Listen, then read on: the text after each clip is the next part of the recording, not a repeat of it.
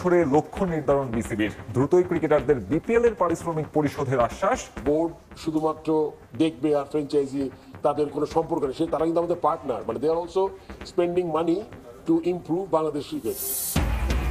BPL এর big ফাইটে বৃহস্পতিবার লড়বে ডিফেন্ডিং চ্যাম্পিয়ন ফরচুন বরিশাল ও গ্লোবাল সুপার লিগ জয়ী রংপুর রাইডার্স। ঢাকা ক্যাপিটালসের প্রতিপক্ষ দুর্বার রাজশাহী। অনূর্ধ্ব 19 বিশ্বকাপ খেলতে কাল মালয়েশিয়া যাচ্ছে বাংলাদেশ নারী দল। মিরপুর স্টেডিয়ামে টিম ফটো সেশন, ভালো ক্রিকেট খেলার প্রত্যয়। ভারতের কোচ হিসেবে প্রথম পছন্দ ছিলেন না গম্ভীর, বিস্ফোরক মন্তব্য বিসিসিআই কর্মকর্তার। চ্যাম্পিয়ন্স ট্রফিতে আশানুরূপ পারফরমেন্স না হলে বাজবে বিদায় ঘণ্টা। এবং বছরের প্রথম দিনই দেশের ফুটবলে সুখবর, 25 বছরের জন্য এম এ আজিজ স্টেডিয়াম বরাদ্দ পেল বাফুফে। খেলোয়াড় নির্বাচনে পারফরমেন্সে গুরুত্ব দেওয়ার আশ্বাস সভাপতির। বিপিএল এর আগের আসরগুলোতে উইকেট নিয়ে সমালোচনা হয়েছে বিস্তর। লো স্কোরিং ম্যাচে ক্রিকেটাররাও খুব ছেড়েছেন। 2 দিনে এখন পর্যন্ত 4 ম্যাচ দেখেছে মিরপুর। রান পাচ্ছেন ব্যাটাররা, বোলাররাও তৈরি করছেন দারুণ সুযোগ। তবে কেন এমনটা হয়েছে আগে? তাহলে কি নির্দেশনায় ভুল ছিল, নাকি ইচ্ছে করেই এমনটা করা হয়েছে? তবে বর্তমান বোর্ড চায় হাই স্কোরিং ম্যাচ দেখতে। এক জায়গা থেকে 3-4 রকম ডিরেকশন যায়, তাই কিন্তু difficult for curator also. So আমি চিন্তা করেছি যে এবার উইকেটটা আমরা দেখতে চাই, মানে ভালো ব্যাটিং উইকেট, আবার এমন না যে বাউন্সও আছে কিন্তু উইকেটে।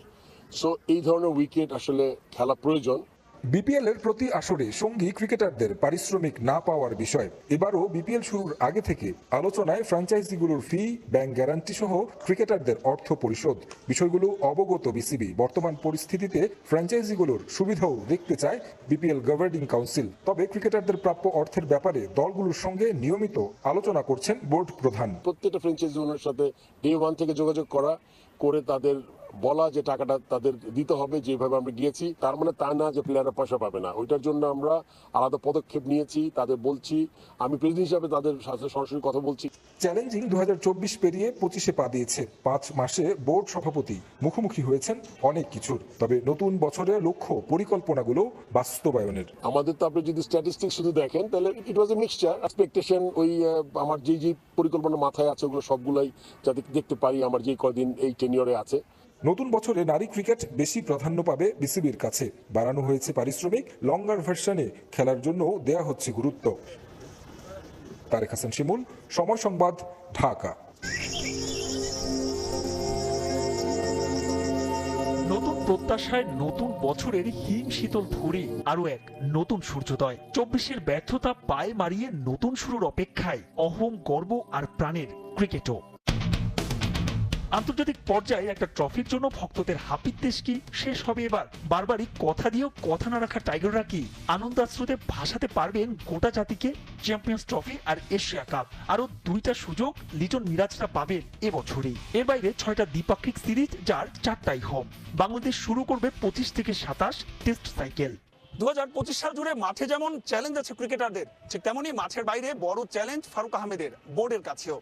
তাড়াতে হবে আলাদিনের রক্তচোষা দৈত্য, শুধুমাত্র কথার ফুলঝুরি নয়, করতে হবে তার বাস্তবায়নও। দায়িত্ব নেওয়ার 4 মাস পেরিয়ে গেলেও এখনো স্ট্যান্ডিং কমিটি ঠিক করতে পারেননি ফারুক আহমেদ। অবস্থাটা এমন যে 10 ডিরেক্টরের একজনই পদত্যাগ করলেই দেখা যাবে কোরাম সংকট। আইসিসির নিয়ম মেনে এবছরই দিতে হবে নির্বাচন, যেখানে কাউন্সিলরশিপ ঠিক করা কিংবা সামঞ্জস্যপূর্ণ গঠনতন্ত্র সংশোধনও বড় চ্যালেঞ্জ। ইম্পর্টেন্ট হচ্ছে ক্রিকেট কালচারকে আপনি ডেভেলপ করতে হবে। নেক্সট 5 বছরে কোথায় যেতে চায়, 10 বছরে কোথায় যেতে চায়। গতানুগতিক হয়তো আমরা খেলা খেলছি, বাংলাদেশে কোথাও লিগ হয় না ডিস্ট্রিক্টগুলোতে, এগুলোকে আমাদের চালু করতে হবে। ওয়ার্কলোডটা আমরা যেন মেনটেন করতে পারি, যারা কোচ আছে, ফিজিও আছে, ট্রেনার আছে, আমাদের যেন কম্বিনেশনটা ভালো থাকে একটা ফাস্ট বোলার সঙ্গে। সবার চ্যালেঞ্জ তো সবসময় থাকবে প্রতিটা স্টেপে। তো প্লেয়ারদের সুস্থতা রাখা, ইনজুরি স্কিলফুলগুলির ডেভেলপ করা, টিম ম্যানেজমেন্টের এগুলোর দিকে নজর দেবে। সবচেয়ে বেশি নজর দিতে হবে বিসিবির, এটা এজ গ্রুপের। যদিও বাস্তবতা বলছে এসব হার্ডাল ঠিকঠাক উচ্চারণ কঠিনই হবে ফারুক আহমেদের বোর্ডের। তবে বেশ কিছু ইতিবাচক পরিকল্পনা আছে তাদেরও। গুরুত্বপূর্ণ বলছেন মাঠের ক্রিকেট। আমরা দারুণভাবে এটা মনিটর করতে চাই। আমরা চাই যে কাছ থেকে দেখতে পুরো কোয়ালিটি যেন মেনটেন হয়, at the end of the day খেলোয়াড়রা যেন কম্পিটিটিভ এনভায়রনমেন্টের মধ্যে থাকতে পারে, তাদের যে সুযোগ সুবিধাগুলো দরকার তারা যেন সেটা পায়। যা যা দরকার, যা যা প্রয়োজন আমরা চেষ্টা করবো ওটা ফুলফিল করতে, এবং ওদের থেকেও ফিডব্যাকটা ওরকম চাচ্ছি।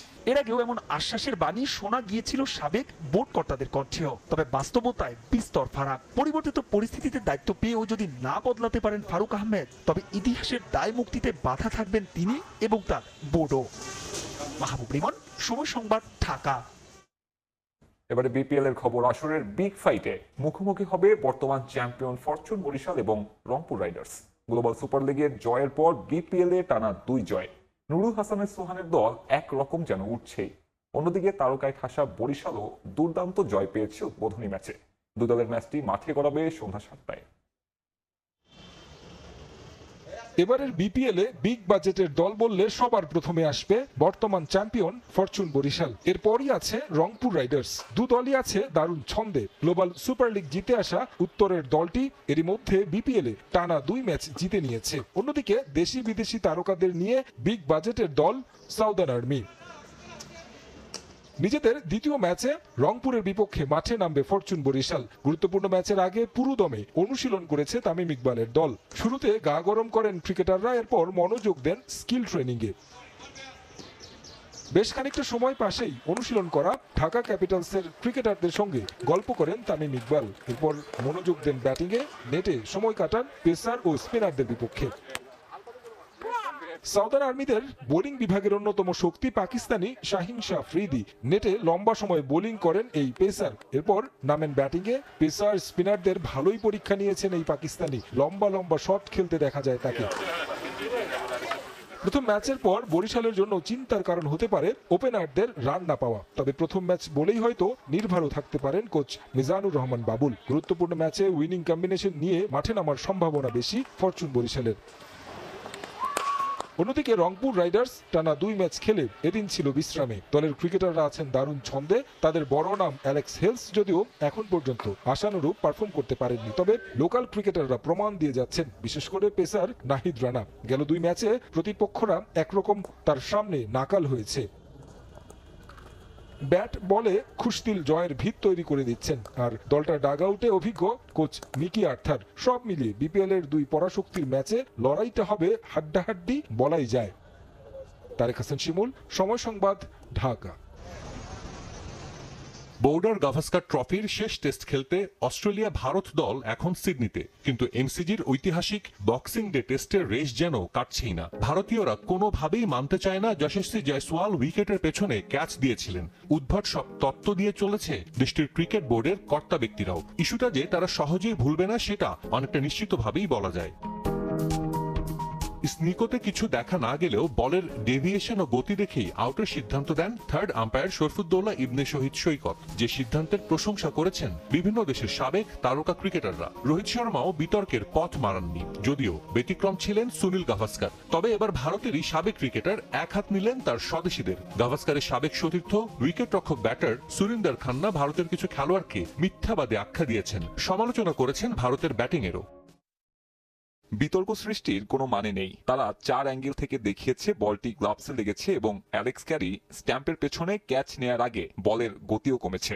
আকাশদীপও ক্যাচ আউট হওয়ার সময় একই অভিযোগ করেছিলেন। এরা সবাই মিথ্যাবাদী। আপনাকে প্রথমে সৎভাবে খেলতে হবে, তবেই আপনি জিততে শুরু করবেন। যখন আপনার হাতে ব্যাট থাকে, বল এজ করলে সেটা আপনি কেন বুঝতে পারবেন না। সত্যি কথা হলো আমরা খারাপ খেলেছি এবং হেরেছি। তারা কি ধরনের ব্যাটিং করেছে। আইপিএল আসুক, এই খেলোয়াড়রা রান করবে। অতিরিক্ত আক্রমণাত্মক টি-20 সুলভ না খেলে ইতিবাচক খেলা উচিত। আশা করি নতুন বছরে ভারত দলের ভাগ্য পরিবর্তন হবে। এদিকে জয়সওয়ালের ক্যাচ নিয়ে অ্যালেক্স ক্যারিও সৈকতের পক্ষেই কথা বলেছেন। বাংলাদেশি আম্পায়ারের সিদ্ধান্তের প্রশংসা করলেও খোঁচা মেরেছেন স্নিকো প্রযুক্তিকে। গতিতারকা মিচেল স্টার্কের সিডনি টেস্টে খেলা নিয়ে শঙ্কা দেখা দিলেও শেষ ম্যাচে তিনি মাঠে নামবেন বলে বিশ্বাস ক্যারির। আমার কোনো সন্দেহ ছিল না। আমি মনে করি স্পষ্ট প্রমাণ ছিল তৃতীয় আম্পায়ার সঠিক সিদ্ধান্ত নিয়েছিলেন। স্নিকো এই সিরিজের একটু উদ্ভট কাজ করেছে। আমার মনে হয় তৃতীয় আম্পায়ার সত্যিই ভালো সিদ্ধান্ত নিয়েছেন। স্টার্কের সঙ্গে আমি লম্বা সময় ধরে খেলেছি, তার মানসিকতা কেমন সেটাও জানি। আশা করছি সিরিজ জয়ের ম্যাচে সে দলের হয়ে মাঠে নামবে। আগামী শুক্রবার সিডনিতে সিরিজের শেষ টেস্টে মাঠে নামবে অস্ট্রেলিয়া ও ভারত। 5 ম্যাচ সিরিজে 2-1 এগিয়ে আছে অজিরা। সাজিদ মুস্তাহিদ, সময় সংবাদ।